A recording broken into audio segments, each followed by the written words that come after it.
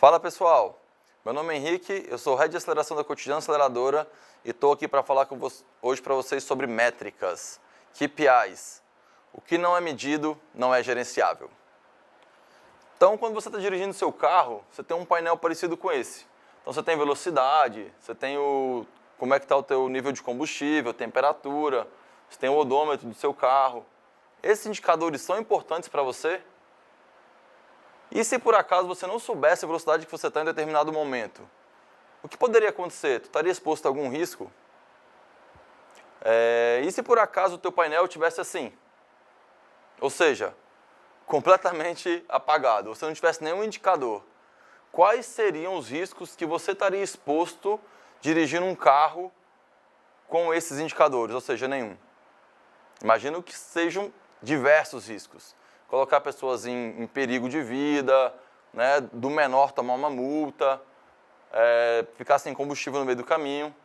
Então, não é à toa que a gente precisa de indicadores para ajudar o nosso processo, para ajudar a entender o que está acontecendo na nossa empresa, no nosso carro nesse caso.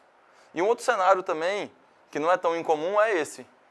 Um painel com infinitos indicadores que podem dizer até muita coisa, só que se diversas dessas luzes acenderem ao mesmo tempo, imagina que, sei lá, 10 dessas luzes acendessem ao mesmo tempo. O que isso estaria dizendo para você? Poderia estar dizendo nada também. Então, por isso é muito importante saber escolher os seus indicadores. E aí eu pergunto, quais são os seus indicadores de performance? KPI quer dizer Key Performance Indicator, ou seja, indicadores chaves de performance. Quais são os indicadores chaves de performance da tua empresa? Pode ser o faturamento, pode ser o número de usuários, mas ainda a gente precisa entender mais um ponto importante, que é, como eu falei lá atrás, ter indicadores de mais ou indicadores de menos, isso é prejudicial. Então, o mais importante é saber escolher bem esses indicadores. E aqui a gente entra novas terminologias para ajudar a gente a entender como escolher esses indicadores. Então, a gente tem uma métrica, dois termos para métricas, são métricas de vaidade e métricas acionáveis. Uma métrica de vaidade é uma métrica que diz muito pouco, ela pode ser uma métrica muito bonita, pode ser um número bonito, mas que no final das contas ela não te leva a nenhuma ação. Então, por exemplo, imagina que você tenha, sei lá, 100 mil visitas na tua página por dia. Mas se essas visitas não convertem em nada, isso não quer dizer nada. Quer dizer que você está gastando dinheiro errado. Quer dizer que você está perdendo os teus clientes que estão chegando na tua empresa. Pode ser que seja pior do que melhor, inclusive, aumentar esse número.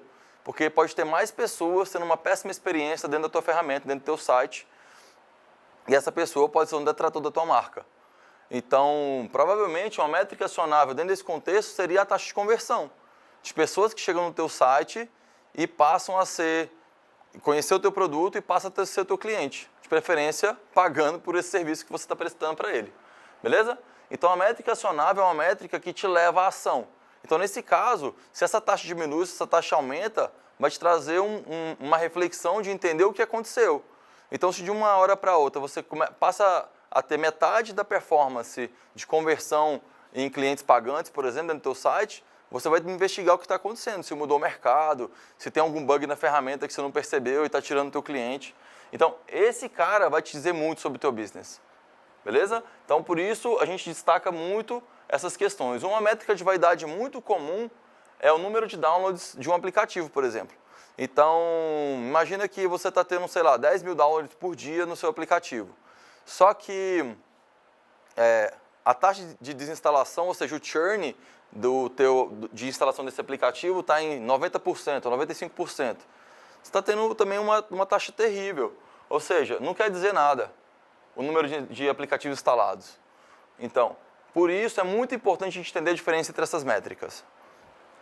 E aí eu ainda faço uma provocação ainda maior. E se você tivesse que escolher uma única métrica? Se no teu painel tu pudesse colocar um único indicador, qual que seria esse indicador? Como é que você escolhe esse indicador? Então eu vou trazer, aí aqui a gente traz o conceito de métrica guia. O que é a métrica guia? É a métrica que melhor define a entrega de valor para o teu cliente. Ou seja, a métrica que melhor define a entrega de valor da sua empresa para aquele cliente que ela escolheu. Então, como a gente faz para encontrar esse cara? Como a gente faz para ter indicativos de que a métrica que a gente escolheu é a métrica guia da nossa empresa? Eu trouxe um novo conceito que é o Golden Circle. Se vocês não conhecem, vale muito a pena estudar um pouco sobre isso. Foi o Simon Sinek que propôs essa ferramenta e ela ajuda a empresa a entender algumas coisas e uma dessas coisas é o porquê. Por que essa empresa existe? Por que ela nasceu? Então, esse é um bom caminho para a gente começar a entender qual é a métrica guia do nosso negócio. Então, a sua empresa nasceu para fazer o quê? Beleza? Então, vamos ficar com essa reflexão. E aí, nesse sentido, o que a gente pode fazer é entender essa métrica guia e, mais do que isso, ancorar por que faz sentido definir uma métrica guia. Então, eu gosto muito de trazer o sentido das coisas, porque isso reforça o propósito e engaja as pessoas. Então, nesse caso, uma métrica guia ela faz diferença? Por que ela faz diferença? Então, imagina, é tão incrível como muda o comportamento de uma empresa quando ela define uma métrica, porque passa a ser uma visão que vai ser perseguida por todo o time. Então, e aí, já trazendo aqui a resposta à próxima pergunta, todo mundo tem que acompanhar essa métrica. Seja os fundadores, sejam colaboradores, sejam advisors, seja um estagiário, qualquer pessoa que está relacionada com essa empresa e que está comprometida ou envolvida com os resultados que ela vai trazer. Então, uma métrica guia, inclusive, traz simplicidade para o time entender qual é o motivo de existência dessa empresa. Beleza? E é incrível como a gente vem acompanhando diversas empresas, definindo métricas e trazendo uma métrica guia como um único indicador de performance, de crescimento para aquela empresa. É claro que a métrica guia, pessoal, ela é apoiada por outras métricas, ok? Mas quando a gente tem que trazer um único indicador, então se eu tiver que falar, a minha empresa cresceu 10% esse mês, vai ser em cima da minha métrica guia, beleza? Então, e aí, muitas vezes essa métrica guia pode ser faturamento, outras vezes não. Isso vai depender um pouco da fase, a gente vai discutir um pouco isso também, mas isso faz tanta diferença que num planejamento estratégico, a empresa inteira vai pensar como atingir aquela meta que foi definida em cima da métrica. Então, se a métrica ela é mal definida, ela pode targetear de uma forma errada o teu cliente, ela pode definir um caminho diferente para buscar o resultado, que talvez não seja o caminho ideal. Então, por exemplo, se a métrica for número de contratos assinados, por exemplo, né? Então, na verdade, o que a gente está buscando são contratos acima de 10 mil reais, por exemplo. Então, o número de contratos assinados simplesmente não seria uma boa métrica, porque a gente poderia estar buscando contratos de R$1.000, sendo que esse contrato talvez estivesse trazendo mais trabalho para a empresa do que retorno, e pudesse, inclusive, estar operando negativo, dependendo do custo de implantação de um contrato desse. Então, a métrica correta nesse caso teria que ser contratos acima de 10 mil reais. Essa seria a métrica correta, porque faria a empresa pensar em como encontrar contratos de 10 mil reais, não só em como fechar qualquer tipo de contrato. Beleza? Então, acho que isso aí trouxe um exemplo que deu para deixar mais claro para vocês. E aqui a gente está trazendo alguns outros exemplos de empresas conhecidas, para vocês também entenderem como esses caras definiram as métricas guias dele. Então, o Facebook, por exemplo, ele traz o número de usuários ativos mensalmente. E não é o número de usuários, são usuários ativos. Quer dizer, são pessoas, aí ele definiu esse ativo de alguma forma lá. Então, usuários que voltam pelo menos uma vez por semana e que dão um like ou um compartilhado de alguma coisa. Por exemplo, tá? Esse aí foi só um exemplo, não sei se é isso a métrica do Facebook. No caso do WhatsApp, é o número de mensagens que os usuários enviam diariamente. Então, galera, se o cara não envia mensagem diariamente, ele não vai estar na métrica de sucesso lá do WhatsApp, beleza?